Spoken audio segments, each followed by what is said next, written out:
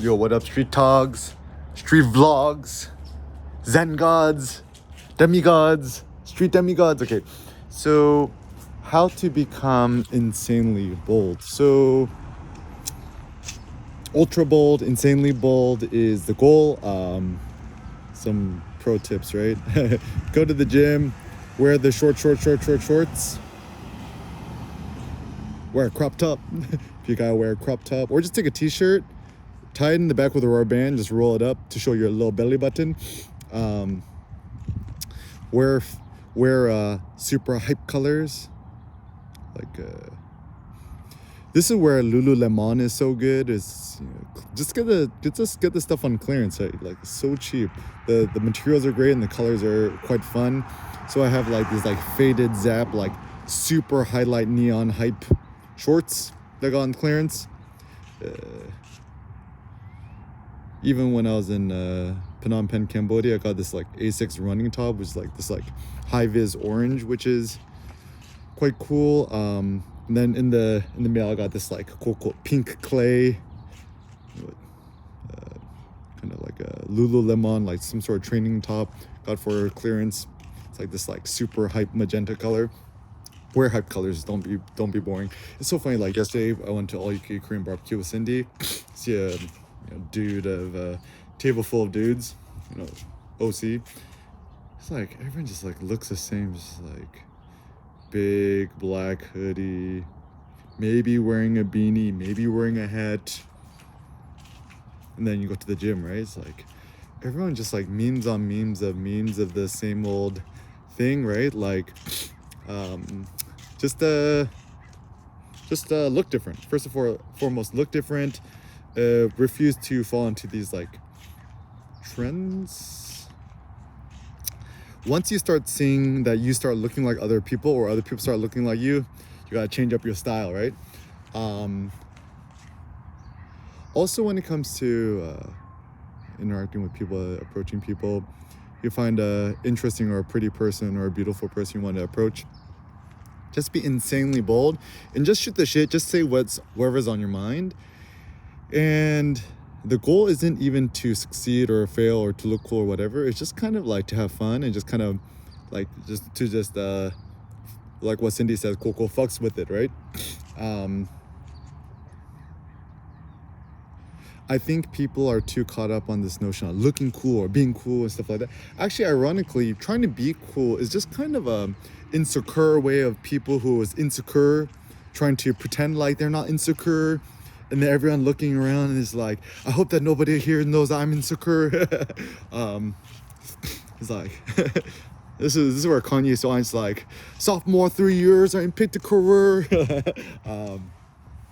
So I think to be happier, to be more gay, to be more merry is good. And for people to feed off your hype, energy, positive vibes, self-confidence, fides means faith in yourself. What does it mean to be self-confident? Self-confidence means to just like delight in yourself. You just think yourself is funny. Like, you're a funny guy, you got like funny thoughts. It's so funny. A lot of people in modern day life, they need to get intoxicated before they could be funny, right? Like, gotta drink a beer before I approach that girl, or gotta take some shots, gotta smoke the weed or whatever, right? I'm like, nah, just do it sober. It takes to drink alcohol and then approach somebody, it takes much more discourage than courage. Also with street photography, if you need to drink alcohol before shooting street photography, or before doing it, you gotta smoke weed. It's kind of a crutch. Same thing with like music, right? If you gotta like do some sort of drugs or hallucinogens or take some Molly, EDM, I'm like, like, what are you doing? Is like, music should be enjoyed sober. Music should not be enjoyed under the influence. And then, especially nowadays, it seems like the trend is like, oh, it's too cool to be drugs. I'm like, nah, drugs are for losers, three-dimensional losers. I think it makes you weaker, it makes you more meek, makes you more dependent. The only drug which is good is coffee, right? like Elon Musk said on on the interview with Joe Rogan is like, smoking weed is like the exact opposite of drinking a cup of coffee. And it's so funny too. People like always like criticizing Elon Musk for smoking weed on the podcast. You watch a podcast, watch a video, right? Like, look at the way that Elon Musk takes a hit of the weed. It's like, obviously he does not smoke weed. Like, actually, it was so funny. I was in Berkeley and just trying to get like some sort of thing, and I was just like, where can I? I was just like, where can I find the weeds? It's just like, the guy asked me, he's like, you don't smoke weed, do you? I'm like, no. So just having the courage to not to do the drugs, and beer, and to walk around more audaciously, even as a guy, right? Like, you're allowed to drive in the top-down Lambo or the top-down Porsche convertible and be cool driving the Volvo. I'm like, bro, how you like have the confidence to walk around topless? That takes much more courage and skill, and just doing it in a place where it's not illegal. And then this is one thing I'm always curious about is how far can you push social boundaries and conceptions without breaking the law? So even for example, like especially for guys, right? Like in America, there's so much fear of being perceived as quote unquote gay, which is quite silly. Like, you know, guys only wear colors XYZ or else you're gonna be perceived as gay, or don't wear short shorts because people think you're gonna be gay or whatever, right? And actually the hilarity is the most heterosexual straight guys with the maximum amount of masculinity and confidence are the ones who like could really care less if people perceive them as being gay or not. And actually it's a more of a stronger signal of one's masculinity to not be afraid to be gay, to, you know, slap other guys' asses, or, you know, ball taps, or walk around naked or whatever in the locker room. Like, just think to yourself, like, another experiment, right? Go to the gym. Even if you got a chode, got the little baby turtle, right? Just like shower at the local gym or sauna and just do it naked, right? Like they know. And then when you're walking back to your thing, you know, you don't gotta cover yourself up with a towel. Somebody sees your wee-wee, not a big deal, right? Even in ancient Greece, right? Like, think about Michelangelo or the Farnese Hercules, right? And you can see his wiener and his balls or whatever. It's like, it's not like 12 inches long. Everyone's, all these dudes are so insecure. It's like, oh, I need a 12-inch, and everyone's so insecure, right? It's like, nobody cares how big or long your wiener is, and they're like, no one even cares. Like, and the funny thing is, like, for a really long, this is pre-COVID, right? Like, whenever I would go to the gym and I would do the hot sauna, take a shower, or whatever, I would always do it naked, just walk around. And actually, the biggest benefit that I actually had going to Asia, going to Korea, like, you go to you know, or even Japan, right? You go to the sauna, you know, the massage places, or all the dudes walk around naked, and nobody cares.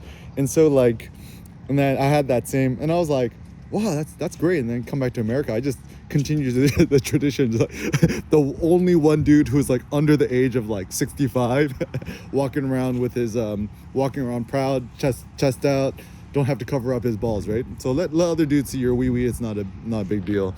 It's actually a more masculine thing to do. Also, in order to become more bold, transcend notions of what's proper. Actually, it's very interesting. I've actually noticed that when I'm just observing people, like, one needs to kind of transcend certain boundaries to become more confident and to have more insouciance. You know, don't be politically correct. Don't be like, you know, oh, you know, people always gotta say this, right? It's like, before they're about to say something sexist, not to sound sexist, but, or before they're gonna say something racist, not to be racist, but, and proceed to say something super racist, right? Just say it, right? And you don't gotta Photoshop yourself. If you want to meet the most only interesting entrepreneur that I've met / philosopher, hit up my buddy Ryan from Backyard Brew in Palo Alto, the dude with the beard. The only entrepreneur worth talking. It's interesting is that like even the notion of an MVP, minimum viable product. I think it actually was his concept. Probably one of the dudes who went to his coffee shop who talked with him probably stole the idea and made a book out of it. But alas, him. Shout out to Ryan. Hope you and your kids doing good. Good kid. Is cool. So, and actually then I think it also means to be surrounded by more people who are confident. Like one could learn much from interacting with really, really confident people. Like there's actually not a lot of them out there. They're kind of like rare birds. But when you actually do meet a very, very self-confident people, keep them in your inner circle and interact and engage with them. See how they talk, see how they walk, see how they engage with the world, and you finna feed off their vibes. Do not interact and keep your circle with people who you consider lesser than you, or people who's like insecure or trying to find themselves and stuff like that. I mean, there's some sociological notion of something called thin slicing, where you meet somebody for 5 minutes, 2 minutes, you could already get a pretty 80 to 90% accurate sense of things. Because yeah, but first impressions aren't true. I'm like, yeah, kind of true, but people's social sense, or the way you socially analyze people, psychoanalyze people, it actually tends to be more true than not true. Like even whenever I psychoanalyze other people, my prediction ends up usually being around like 80 to 85% correct. And even ultimately psychoanalyzing other people is not that useful, because it's probably like, it just like, it doesn't like other people don't really matter that much. What's more important is your ideas and you to just have fun. So and also I think for, I'm just speaking for us guys, also girls, women, men, boys, girls, whatever we want to call ourselves, everyone could benefit from weightlifting. My mom's like 67 and I just took her to the gym and started getting to the rec weight and pool and stuff like that. And it's so funny because all these dudes just like so like I'm so grateful to flex. I'm like, dude, I'm the only I'm 34, but I look like I'm in my mid-20s. Only dude who looks like he's 26, taking his mom to the gym, lifting weights, take him to the free weight section, to the dumbbells, teaching her to hype herself up, putting chalk on her hands before she's about to lift something. So like, also the funny thing, dudes are like always so afraid to talk about their mom. Like, yeah, talk about your mom. It's like all dudes love their moms, and it's more courageous to talk about your mom and stuff like that than to try to hide it, right? And ultimately, when it comes to confidence, who's actually confident out there? I think confidence is being able to talk more recklessly and to speak your mind and to yell and transcend social boundaries than not. Because use different, use an outlier.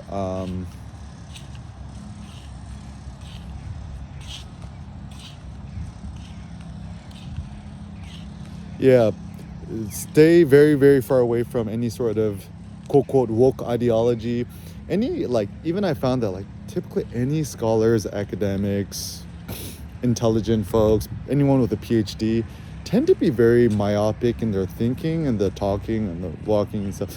The only people I find actually are kind of fun to talk about is people who've either never really been to college or graduated college, or kind of went to college but kind of dropped out, or kind of got college to just please the parents, and then just ended up taking a more unique life path. Like my friend Todd Hada, follow him on YouTube, TODD space HATA.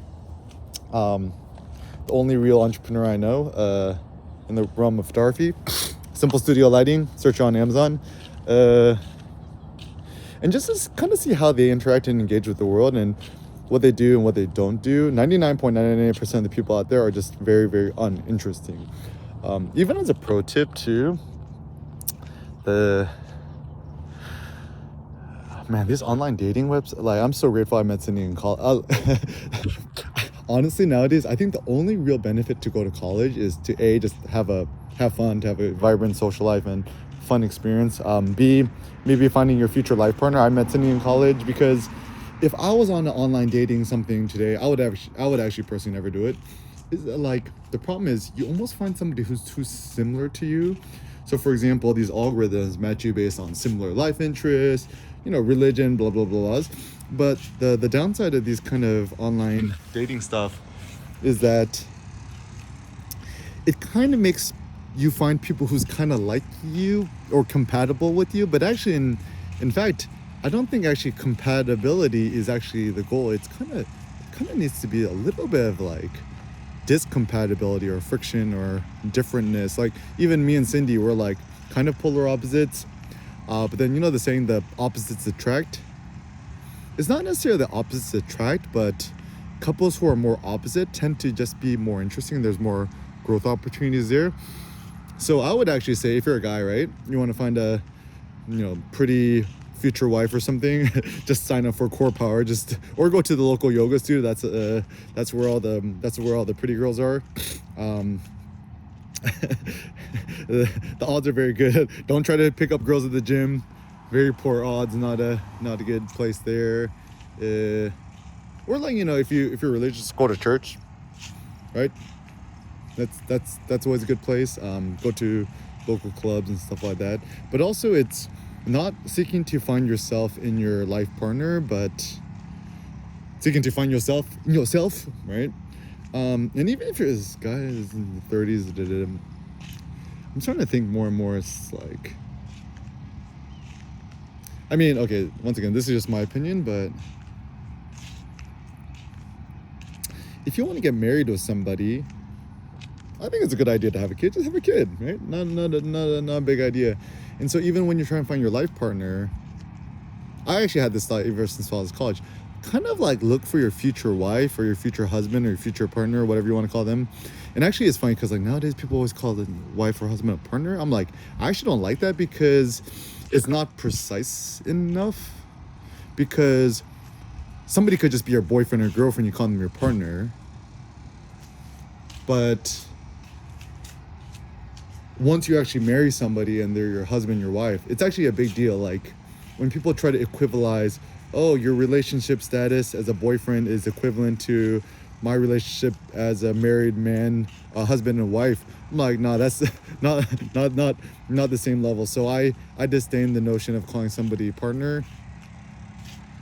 Yeah, I think we should just be more specific. We gotta get rid of this woke ass Berkeley talk. I'm also like, I love Berkeley. I love my time there. I'm grateful, but once again, Berkeley is kind of bad too because it becomes very myopic in their thinking, where they try to equivalize everybody. Too much focus on egalitarianism and equal rights, I think, is typically a bad thing. I think in terms of the law, that's good, right? Like, you know, I think gay people, you know, LGBTQ, QQ2 folks should definitely have the right to marry and stuff like that. You know, but then like I should be allowed to talk to I should be allowed to talk however I want to, and just try it. Like once you're around a bunch of woke folks, right, just talk like how you would talk, and then if people give you strange looks or try to correct you, you're the one who gives them a funny look, right? 'Cause everyone's so scared of, you know, upsetting somebody, right? In fact, actually, the more you upset people or the more you create scuffles and the more conflict you create, actually the hilarity is actually people start to respect you more. Like the more, you know, you don't take shit, other people will actually respect you more, and they learn to not, you know, boss you around or push you around. So yeah, don't let people take petty jabs at you. Don't take shit. Like Nassim Taleb says, don't take shit, but also don't give shit. Vice versa, whatever. Be more staunch, be stronger, craft your own ideal version of yourself, and know that if you're self-confident, you can do anything.